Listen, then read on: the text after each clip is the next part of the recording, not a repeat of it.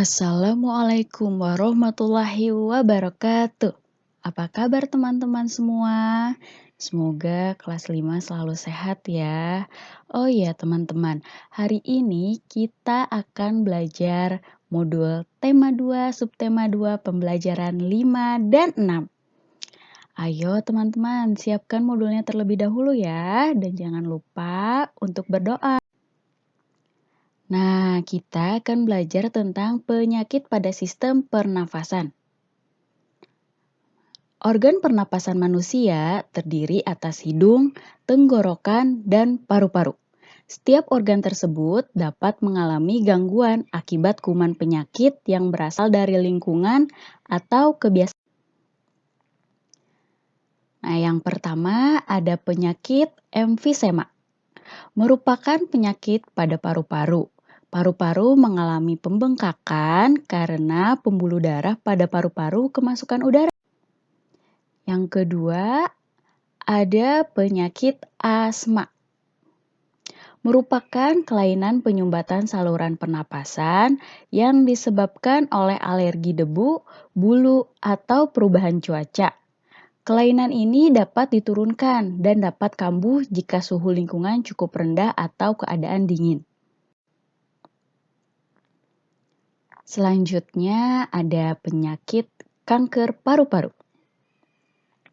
Merupakan salah satu penyakit paling berbahaya. Sel-sel kanker pada paru-paru terus tumbuh tidak terkendali. Penyakit ini lama-kelamaan dapat menyerang seluruh tubuh. Salah satu pemicu kanker paru-paru adalah kebiasaan. Yang keempat ada penyakit tuberkulosis atau yang sering kita sebut TBC. Merupakan penyakit paru-paru yang disebabkan oleh Mycobacterium tuberculosis. Bakteri tersebut menimbulkan bintil-bintil pada dinding alveolus. Yang kelima ada penyakit bronkitis. Merupakan gangguan pada cabang batang tenggorokan akibat infeksi. Gejalanya adalah penderita mengalami demam dan menghasilkan lendir sehingga menyumbat batang tenggorokan. Yang keenam, ada penyakit influenza. Merupakan penyakit yang disebabkan oleh virus influenza. Penyakit ini timbul dengan gejala bersin-bersin, demam. Nah teman-teman, yang pertama mari kita lihat tari piring. Tari piring adalah tarian tradisional yang berasal dari wilayah Minangkabau. Tari piring menampilkan beberapa orang yang menggerakkan tubuhnya mengikuti irama dengan membawa dua piring di kedua tangannya tanpa terjatuh. Sejarah tari piring berasal dari wilayah Solok. Dahulu, di wilayah itu tari piring merupakan bagian dari sebuah ritual yang dilakukan oleh masyarakat untuk mengucapkan rasa syukur kepada Tuhan yang telah mensukseskan panen mereka. Sungguh Tuhan sangat baik sekali kepada kita. Dia memberi kita hasil panen yang sangat melimpah. Iya, sebagai perwujudan rasa terima kasih, kita harus melakukan sebuah ritual yang ditunjukkan kepada Tuhan. Kemudian, mereka membawa sesaji yang diletakkan di sebuah piring dan membawanya dengan berbagai gerakan sesuai dengan iringan musik, sehingga menjadi tari piring. Tari piring lalu mengalami perubahan setelah agama Islam masuk ke wilayah Minangkabau. Tari piring tidak lagi menjadi sebuah ritual animisme, tapi berubah menjadi sarana hiburan masyarakat setempat. Pada zaman sekarang, tari piring ditampilkan dengan cara meletakkan dua piring di atas telapak tangan para penari. Penari-penari itu lalu menggerakkan tubuhnya dengan gerakan-gerakan yang cepat, diselingi dengan mendentingkan piring satu sama lain. Biasanya, dalam sebuah pertunjukan tari piring, para penari selalu berjumlah ganjil, mulai dari 3, 7, dan mereka sering menggunakan pakaian yang berwarna cerah, seperti warna merah dan kuning, disertai dengan tutup kepala. Sekarang, tari piring tidak hanya ditampilkan sebagai ajang hiburan masyarakat, tetapi juga ditampilkan di acara-acara resmi pemerintah. baik untuk menyambut pejabat negara ataupun dalam pembukaan kegiatan budaya. Wah, keren banget ya. Aku salut sama mereka. Bisa nari sambil bawa piring gitu. Iya, aku nggak bisa bayangin seberapa banyak mereka berlatih hingga bisa mahir kayak gitu. Wah, keren banget ya. Aku salut sama mereka. Bisa nari sambil bawa piring gitu. Iya, aku nggak bisa bayangin seberapa banyak mereka berlatih hingga bisa mahir kayak gitu.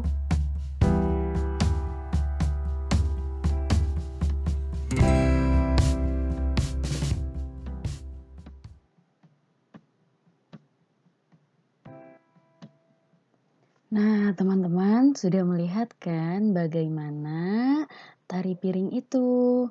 Selanjutnya kita akan melihat tari apa ya? Nah, selanjutnya ternyata ada tari payung, teman-teman. Mari kita lihat bersama-sama.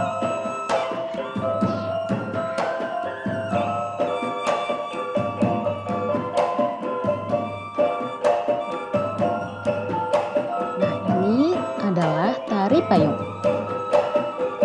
Merupakan tarian pergaulan muda-mudi yang melambangkan kasih sayang.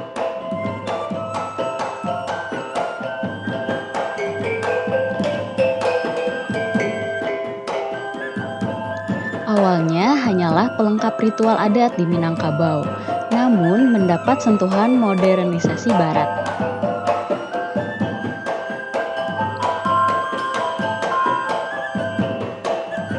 Biasanya diiringi talempong dan gendang yang memainkan lagu Babendi Bendi. Dibawakan secara berpasang-pasangan dengan jumlah penari yang selalu genap.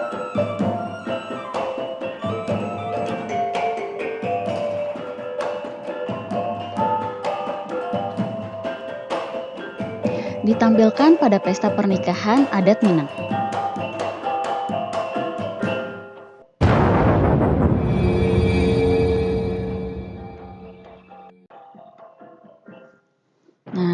Teman-teman sudah melihat kan bagaimana tari payung? Selanjutnya kita akan melihat tari serimpi. Mari kita lihat bersama-sama.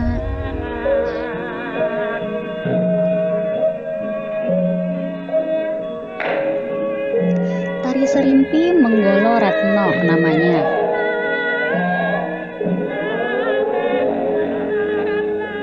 Berasal dari masa kejayaan Kerajaan Mataram, tarian ini dianggap seni adiluhung. Dipentaskan di lingkungan keraton untuk ritual kenegaraan, misalnya peringatan naik tahta sultan. Termasuk kategori tari tradisi, yakni pengembangan tari klasik yang hidup di lingkungan keraton.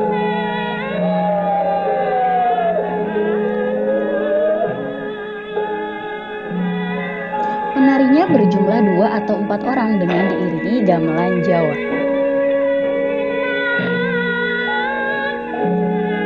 Komposisi penari serimpi melambangkan 4 unsur dunia, yaitu grama, api, angin, udara, dan tanah.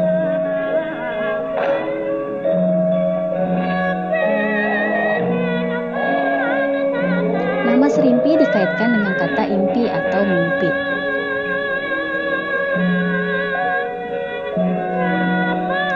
Memulai gerakan tariannya selama 45-60 menit. Nah, teman-teman sudah menonton ya tari serimpi. Nah, selanjutnya kita akan melihat tari Janger. Teman-teman, Tari Janger adalah salah satu tari Bali yang terpopuler. Diciptakan pada tahun 1930-an. Janger adalah tari pergaulan muda-mudi Bali. Tarian Janger ini dibawakan oleh 10 penari yang berpasangan, yaitu kelompok putri sebagai Janger dan putra sebagai Kecak. Mereka menari sambil menyanyikan lagu Janger secara bersaut-sautan, mengikuti irama tirakan atau satu sama lain dan menjadikannya tarian khas Bali yang harmonis.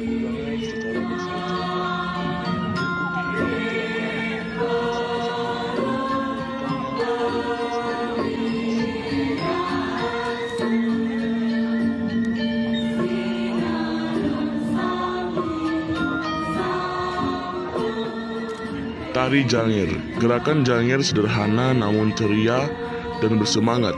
Musik yang menjadi latar belakang tari adalah gamelan batel atau tetamburan dan gender wayang. Namun ceria dan bersemangat. Musik yang menjadi latar belakang tari adalah gamelan batel atau tetamburan dan gender wayang. Nah, teman-teman sudah melihat kan bagaimana tari Janger? Nah, selanjutnya,